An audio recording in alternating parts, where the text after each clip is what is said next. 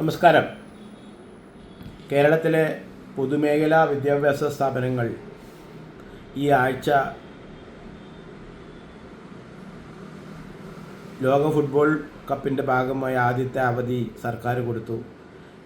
രാജ്യത്ത് ഒരു സ്ഥലത്തും തന്നെ ഇത്തരത്തിലൊരു അവധി കൊടുത്തതായിട്ടില്ല, വാർത്തയില്ല, കൊടുത്തതായിട്ട് ന്യൂസുമില്ല. ഇന്ത്യയിൽ കേരളം ഒഴിച്ച് വേറെ ഒരു സംസ്ഥാനത്തും ഈ അവധി കൊടുത്തിട്ടില്ല. പിന്നെ എന്താണ് കേരളത്തിനുള്ള പ്രത്യേകത എന്ന് ചോദിച്ചാൽ അത് കൊടുത്തവർക്കും അറിയില്ല, അനുഭവിച്ചവർക്കും അറിയില്ല. എന്തിനു കൊടുത്തു എന്ന് ചോദിച്ചാൽ അതിട്ട് അറിയില്ല. ഇനി ഇന്ത്യ കളിക്കുന്നുണ്ടെങ്കിൽ അതിലൊരു അട്രാക്ഷൻ ഉണ്ട്, അല്ലെങ്കിൽ കേരളത്തിൽ നിന്ന് ഒരാളതിൽ പോയി കളിക്കുന്നുണ്ടെന്ന് പറഞ്ഞാൽ ഒരു അട്രാക്ഷൻ ഉണ്ട്. ഇങ്ങനെ യാതൊരു അട്രാക്ഷനുണ്ട്. പിന്നെ ഈ പറയുന്ന അവധി കൊടുത്ത ഈ നേതാക്കന്മാർ തന്നെ പറയുന്നുണ്ട് അവരുടെ, അതായത് അത് കഴിഞ്ഞിട്ട് എൻ്റെ പല ചാനൽ ചർച്ചകളിലും ഞാൻ ശ്രദ്ധിച്ചു, അവരൊക്കെ ആഗ്രഹിച്ച ടീം അർജൻറ്റീനയാണ്. ആ അർജൻറ്റീന നിലം തൊട്ടിട്ടില്ല കളിയിൽ. ആ കളി മുഴുവൻ കളിച്ചത് സ്പെയിനാണ്. ആ സ്പെയിനിലെ കളിക്കാരനാണ് പേരെടുത്തത്. അർജൻറ്റീനയുടെ കളിക്കാരനാവും, ബൂട്ട് കിട്ടും, ഏറ്റവും കൂടുതൽ ഗോളടിച്ച ആളാവും എന്നൊക്കെ വിചാരിച്ച മെസ്സിക്ക് കളിക്കാൻ പോലും പറ്റിയിട്ടില്ല. അർജൻറ്റീനയുടെ ഗോൾ മുഖത്താണ് ഫുൾ നേരം കളി നടന്നത്. ഇങ്ങനെയൊക്കെ ആയപ്പോൾ ഈ പ്രമുഖരായ ഈ സ്വപ്നം കണ്ട ഈ നേതാക്കന്മാരോട് എനിക്കൊരു വാക്കേ പറയാനുള്ളൂ: നിങ്ങൾ ചെയ്തത് ലോക വിഡ്ഢിത്തരമാണ്. അതായത് ഫുട്ബോളിൻ്റെ പേരിൽ അവധി കൊടുത്തു. ഇനിയിപ്പോൾ ഇന്ന് നിങ്ങളുടെ തന്നെ പാർട്ടി ഈ നീറ്റ് പരീക്ഷയുടെ പേരും പറഞ്ഞൊരു ഒരു പാർട്ടി ഡൽഹിയിൽ എന്തോ ചെയ്തതിൻ്റെ പിന്നാലെ കൂടിയിട്ട് നിങ്ങൾ തന്നെ, അതായത് ബന്ധവസായിട്ടുള്ള, അതായത് സുരക്ഷാ മേഖലയിൽ കടന്നു കയറി, അത് നിങ്ങൾക്ക് തന്നെ അറിയാം, അവിടെ എല്ലാവർക്കും അറിയാം, അവിടെ കടന്നു ചെന്നാൽ പാർലമെൻറ്റിൻ്റെ പരിസരത്ത് ചെന്ന് കഴിഞ്ഞാൽ നല്ല പട കിട്ടും. വെക്കാനുള്ള ഓർഡറുള്ള സ്ഥലമാണ്. ഭാഗ്യത്തിന് വെടി കൊണ്ടില്ല എന്ന് മാത്രം ഓർത്താൽ മതി. അറിഞ്ഞുകൊണ്ട് നിങ്ങൾ വേളുണ്ടാക്കി. എന്തിനാണ് നിങ്ങൾ കേരളത്തിൽ നിങ്ങളുടെ പാർട്ടി പിള്ളേരെ കൊണ്ട് ബന്ദ് ചെയ്യിക്കുന്നത്? അപ്പോൾ വീണ്ടും ഒരു ദിവസം വീണ്ടും ഒരു വിദ്യാഭ്യാസ ബന്ദ് വരികയാണ്. അപ്പോൾ എന്താ അതിൻ്റെ അർത്ഥം? നിങ്ങൾ ഇന്ന്, അതായത് നിങ്ങൾ കയറി ഗോളടിച്ചതാണ്. ഞാൻ പ്രതീക്ഷിച്ചത് ഇന്ന് പ്രതിപക്ഷ പാർട്ടി, അതായത് CPM-ൻ്റെ വിദ്യാർത്ഥി സംഘടനയാണ് ഇന്ന് നടത്തുന്നത് ഞാൻ വിചാരിച്ചിട്ടുണ്ടായിരുന്നു. പക്ഷെ നിങ്ങൾ കയറി ഗോളടിച്ചു. നിങ്ങളിന്ന് ആദ്യം പ്രഖ്യാപിച്ചു. അപ്പോൾ അവരും ഇന്ന് പ്രഖ്യാപിച്ചാൽ ശരിയാവില്ലല്ലോ. അപ്പോൾ അവർ നാളെ പ്രഖ്യാപിച്ചു. എങ്ങനെയുണ്ട്? എന്നാൽ നോക്കിക്കൊള്ളുന്ന എല്ലാ പാർട്ടിക്കാരിങ്ങനെ വരിയായി പ്രഖ്യാപിക്കുന്നേ പൊതുമേഖലാ സ്ഥാപനങ്ങൾ അടച്ചുക. നിങ്ങളൊന്ന് ഓർത്തോ, നിങ്ങൾ നീറ്റ് പരീക്ഷയിൽ അവിടെ പിടിക്കുന്ന ഓരോരുത്തരും നിങ്ങളിൽപ്പെട്ടവരാണ്, നിങ്ങളുടെ മനോഭാവമുള്ളവരാണ്. ഇവിടെ കൈക്കൂലിക്ക് ദിവസവും ആ വയലറ്റ് നിറത്തിൽ കൈ മുക്കി വരുന്ന ആൾക്കാർ ഏത് പാർട്ടിക്കാരാ, ഏത് യൂണിയനാ? അന്വേഷിക്കുക. എന്നിട്ട് ആ കൈ മുക്കിയവന് എന്തെങ്കിലും ഒരു മ്ലേച്ഛ ഭാവമുണ്ടോ മുഖത്ത്? ഒരു സങ്കടഭാവമുണ്ടോ മുഖത്ത്? അവൻ്റെ ഫാമിലിക്ക്, അവൻ്റെ നാട്ടുകാർക്ക്, അവൻ്റെ തന്നെ ഓഫീസിലുള്ളവർക്ക് എന്തെങ്കിലും വിഷമമുണ്ടോ? അത്തരത്തിലുള്ള നിങ്ങൾ പോലെയുള്ളവർ തന്നെയാണ് ഈ നീറ്റ് പരീക്ഷയുടെ ചോദ്യപേപ്പർ കള്ളത്തരത്തിൽ പുറത്തേക്ക് കച്ചവടമാക്കുന്നത്. ഒരു സംശയവും വേണ്ട. ഇത് അവിടെ ഇരിക്കുന്ന മന്ത്രിക്ക് കൺട്രോൾ ചെയ്യാൻ പറ്റില്ല. മന്ത്രി വെച്ചതൊന്നുമല്ല ഇവരന്മാരെ. ഇതൊക്കെ അതിന് മുന്നേ അവിടെ അവർ ജോലിക്ക് ഇരിക്കുന്നവരാ. ഇതൊക്കെ ക്ലീൻ ചെയ്ത് വരും, ഒരു സംശയവും വേണ്ട. പക്ഷേ നിങ്ങൾ ഇന്ന് വിദ്യാഭ്യാസ ബന്ദ്, നാളെ മറ്റവരുടെ ബന്ദ്, ഇനി അങ്ങോട്ട് തുടർന്ന് നിങ്ങൾ ബന്ദ് നടത്തി കളിക്കുന്നേ. 2ാമത്തെ മാസമല്ലേ ആയുള്ളൂ സ്കൂളുകൾ തുറന്നിട്ട്. പക്ഷെ ഒരു കാര്യം ഓർത്തോ, ഞാൻ വളരെ ദയനീയമായിട്ട് പറയുകയാണ്, ഇവിടുത്തെ വിദ്യാഭ്യാസ മേഖലയിലെ ആ ബഡ്ജറ്റ് എന്ന് പറയുന്നത് 1500 കോടിയിൽ മുകളിലാണ്. ഒരു വർഷത്തെ ബഡ്ജറ്റ് 1500-ലും കൂടുതൽ വരും. അപ്പോൾ ഒരു ദിവസം അവിടെ അധ്യയനം, അതായത് ഇത് നടന്നില്ലെങ്കിൽ ഉണ്ടാവാൻ പോകുന്ന നഷ്ടം വലിയൊരു നഷ്ടമാണ്. അത് ഈ ഭരിക്കുന്നവനും ഈ നടത്തുന്നവനും ഒന്നും അറിയില്ല. അത് കാരണമാണല്ലോ ഒരു ലോകകപ്പിൻ്റെ പേരിൽ മുടക്ക് കൊടുക്കുക. ഒന്ന് ആലോചിച്ച് നോക്കിയേ. ഇവിടെ വിദ്യാഭ്യാസം വളർന്നു വരണം, അതിന് വിദ്യ കൂടുതൽ പഠിക്കണം. ഇവിടെ ഒരു ദിവസം മുടങ്ങുമ്പോൾ എന്താ സംഭവിക്കുന്നത്? അത് പൈസ നഷ്ടത്തിനെക്കാട്ടിയും പ്രധാനം ആ വിദ്യയാണ് കൂടുതലായി എഫക്റ്റ് ചെയ്യുന്നത്. ആ ഒരു ദിവസത്തെ പഠനം പോയി. ആ പഠനം ഇനി അഡ്ജസ്റ്റ് ചെയ്യണമെങ്കിൽ വേറെ ദിവസം എടുക്കണം. അതെങ്ങനെ എടുക്കും? അതിനെക്കുറിച്ച് പറയുന്നില്ല. ഇവിടെ സമരം ചെയ്യുന്നു. സമരമാണോ എന്ന് ടീച്ചർമാർ വീട്ടിലിരുന്ന് അന്വേഷിക്കുന്നു. ഇതൊക്കെയാണ് ഇവിടെ നടക്കുന്ന കഥ.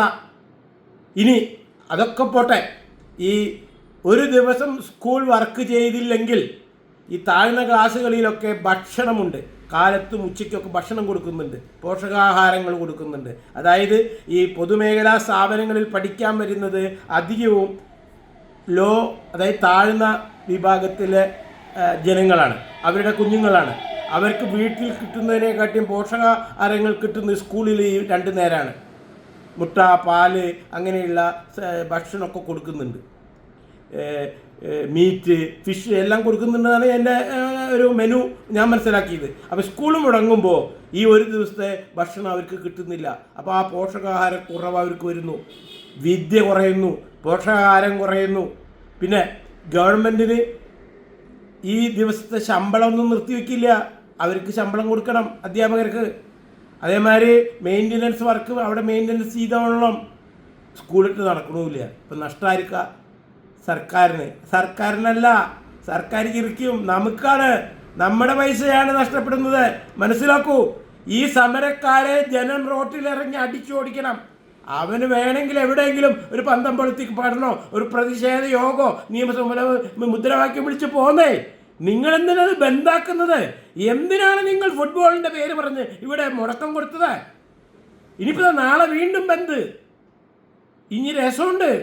ബന്ദ് ദിവസം സ്കൂൾ തുറന്നാൽ ആ സ്കൂളിൽ പോയിട്ട് ലഹളം ഉണ്ടാക്കും. പല സ്കൂളുകളിലും കയറി ആക്രമിച്ച കഥകളുണ്ട്. ഇനി ഇത് സ്കൂൾ ബന്ധായിട്ടുള്ളൂ, വിദ്യാഭ്യാസ ബന്ധായിട്ടുള്ളൂ. ഇനി ഒറിജിനൽ ബന്ദ് ഇവർ മത്സരിച്ച് നടത്താൻ പോവാണ്.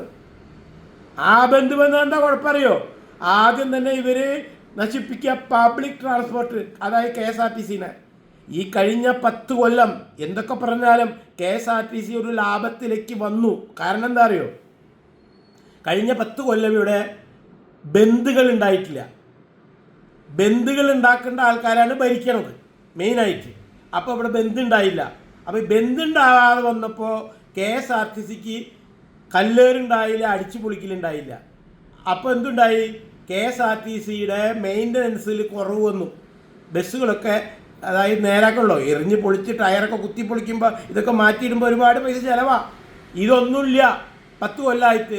അപ്പോൾ ആ പൈസ ലാഭം വന്നപ്പോൾ KSRTCക്ക് ലാഭമായിട്ട് തോന്നി. പക്ഷേ അതൊക്കെ ഇപ്പോൾ മാറാൻ പോവാണ്. KSRTCയുടെ കഷ്ടകാലമാണ്. ഇതാ വനിതകൾക്ക് എന്ന് പറഞ്ഞിട്ട് കുറേ ബസ് ഫ്രീ ഓടുകയാണ്. ഇനിയിപ്പോൾ ഏറും തുടങ്ങും. അപ്പോൾ ആ നഷ്ടവും എല്ലാം കൂടി വരുമ്പോൾ KSRTC ലെവലായിക്കോളും. അപ്പോൾ നിങ്ങൾ ഒരു കാര്യം ഓർക്കുക, ഇവിടെ ഒരു ദിവസം പണി മുടക്കിയാൽ, ഒരു ദിവസം വിദ്യാഭ്യാസ ബന്ദ് വന്നാൽ ഇതിൻ്റെ നഷ്ടമുണ്ടാകുന്നത് ഇവിടുത്തെ ജനങ്ങൾക്ക് തന്നെയാണെന്ന് ഓർക്കുക. അത് മനസ്സിലാക്കാനുള്ള ബുദ്ധി നിങ്ങൾക്കില്ലെങ്കിൽ നിങ്ങൾ പ്രതിഷേധിച്ചോളൂ. ആരും എതിരല്ല. അത് മുടക്കിയിട്ടല്ല വേണ്ടത്. എവിടെയെങ്കിലും കളക്ടറേറ്റ് ഓഫീസോ അല്ലെങ്കിൽ നിയമസഭയുടെ മുന്നിലോ എവിടെ വെച്ചാൽ പോയി നിങ്ങൾ, പോസ്റ്റ് ഓഫീസിൻ്റെ മുന്നിൽ എവിടെ വെച്ചാൽ പോയി നിങ്ങൾ ഒരു 4 മുദ്രാവാക്യം 5 മിനിറ്റ് നേരം വിളിച്ച് പിരിയും. അല്ലാതെ ഒരു ദിവസം ആകെ ബന്ധാക്കി വെച്ചാൽ ആ മേഖല തന്നെ തകർന്നു പോകും എന്നോർക്കുക. നിങ്ങൾ ചെയ്യുന്ന ഈ വിഡ്ഢിത്തരം ഈ നാടിൻ്റെ വളർച്ചയെയാണ് ബാധിക്കുന്നത്. അല്ലാതെ നിങ്ങൾ നീറ്റ് പരീക്ഷയോ പൗരത്വ ബില്ല് എന്ത് മണ്ണാങ്കട്ടയാണ് നിങ്ങൾ ഉണ്ടാക്കിയത്? ഒന്നും ഉണ്ടാക്കിയില്ല. അത് അതിൻ്റെ വഴിക്ക് പോയി. ഇവിടെ ആരും പൗരത്വം നഷ്ടപ്പെട്ടില്ല. അതേമാതിരി ഇപ്പം നീറ്റ് പരീക്ഷ നിങ്ങളൊന്നും ചെയ്യാൻ പോകില്ല. നിങ്ങൾ പറഞ്ഞൊന്നും നടക്കാൻ പോകില്ല. ഇവിടെ നടക്കാൻ പോകുന്നത് നിങ്ങൾക്കറിയാം. അതിലാണ് നിങ്ങളുടെ ബേജാറ്. അതായത് അടുത്ത നിയമസഭ പാർലമെൻറ്റ് കൂടുമ്പോൾ ചില ബില്ലുകളൊക്കെ കൂളായിട്ട് പാസ്സാക്കി ഇവിടെ ഒരു നിയമം പുതിയതായിട്ട് ഉണ്ടാവാൻ പോവുകയാണ്. അതാണ് നിങ്ങളുടെ ടെൻഷൻ. അതിലും നിങ്ങൾക്ക് പിന്നെ എന്താ പ്രശ്നം അറിയോ? MP ആയി മത്സരിക്കും, കുറച്ച് കഴിഞ്ഞ് MLA ആയിട്ട് മത്സരിക്കും, MLA ആയി മത്സരിക്കും, അടുത്ത MP ആയി. അപ്പോൾ ഇതിങ്ങനെ 2 കൊല്ലം കഴിയുമ്പോൾ MP ഇലക്ഷൻ വരും, 2.5 കൊല്ലം കഴിയുമ്പോൾ MLA ഇലക്ഷൻ വരും. അപ്പോൾ ഇങ്ങനെ MP ആയി ജയിച്ചവൻ MLA ആവും, MLA ആയി ജയിച്ചവൻ MP ആവും. ഇതൊക്കെ നിർത്താൻ പോവുകയാണ്. ഈ അനാവശ്യ ദൂർത്തടിക്കൽ ഇനി വേണ്ട. ഒറ്റ ഇലക്ഷൻ എല്ലാവർക്കും, ആർക്കും ഒരു പ്രശ്നവുമില്ല. അതിന് നിങ്ങളെതിരാ. അതാണ് ഇവിടുത്തെ പ്രശ്നം. പിന്നെ ഏകീകൃത സിവിൽ കോഡ്, ഭരണഘടനയിൽ താൽക്കാലികമായി ചില താഴേക്കിടയിലുള്ള വരെ ഉന്നമനത്തിനായി ചില താൽക്കാലിക നിയമങ്ങൾ കുറച്ച് കാലത്തേക്ക് എഴുതി വെച്ചു. അത് കാലാകാലത്തേക്കല്ല അംബേദ്കർ എഴുതിയത്. അത് നിങ്ങൾ കാലാകാലത്തേക്കാക്കി മാറ്റി. അതൊക്കെ മാറ്റിയെടുക്കാനുണ്ട്. ഇവിടെ എല്ലാ ജനങ്ങളും ഒന്നാണ്. സാമ്പത്തികത്തിൻ്റെ അടിസ്ഥാനത്തിൽ മതം വേണ്ട, ജാതി വേണ്ട, സമ്പത്തിൻ്റെ അടിസ്ഥാനത്തിൽ താഴ്ന്ന സമ്പത്തില്ലാത്തവനാണ് ആനുകൂല്യം വേണ്ടത്, അവനാണ് സംവരണം വേണ്ടത്. അല്ലാതെ ജാതിന് വേണ്ട. താഴ്ന്ന ജാതിക്കാരൻ നിന്ന് ഉയർന്ന ജാതിക്കാരനെ കാട്ടി നല്ല നിലയിലാണ് ജീവിക്കുന്നത് പല സ്ഥലങ്ങളിലും. അപ്പോൾ ജാതി നീ നോക്കണ്ട, സാമ്പത്തിക സംവരണം ഇവിടെ വേണ്ട. അതുപോലെ തന്നെ വനിതകളെ പറ്റിച്ചുകൊണ്ട് നടക്കുന്ന വനിതാ ബില്ല് ശക്തമായിട്ട് ഇവിടെ നടപ്പാക്കണം. അപ്പോൾ ഇതൊക്കെ നല്ല രീതിയിൽ നടപ്പാക്കാൻ പോകുന്നൊരു നല്ല ഭരണം ഇവിടെ നിലനിൽക്കുമ്പോൾ അതിനെ പാരവെക്കാതെ നിങ്ങൾ ഒരു സമരം പ്രഖ്യാപിക്കുമ്പോൾ ആ സമരം ആ ഒരു സംവിധാനത്തെ എങ്ങനെ ബാധിക്കുമെന്നുകൂടി നിങ്ങൾ ചിന്തിക്കണം. ആ പ്രഖ്യാപനത്തിന് മുന്നേ നിങ്ങൾക്ക് താൽക്കാലികമായിട്ട് ഒരു പ്രതിഷേധ മുദ്രാവാക്യം വിളിച്ച് ഒഴിവാക്കിക്കൂടെ? പ്രതിഷേധം ആൾറെഡി നടക്കുന്നുണ്ടല്ലോ. എന്തിനാണ് ഇവിടെ ഈ പ്രശ്നം ഉണ്ടാക്കുന്നത്? നിങ്ങളുടെ മുറ്റത്ത് ഇത് നിങ്ങളുടെ നേതാക്കൾ നിങ്ങൾക്ക് പറഞ്ഞു തരണം. അതിന് നേതാക്കന്മാർ തന്നെ നുണ പറഞ്ഞിട്ടല്ലേ കസേരയിൽ കയറി കൂടിയിരിക്കണേ. അപ്പോൾ അവരെങ്ങനെ പറയും? അതാണ് പ്രശ്നം.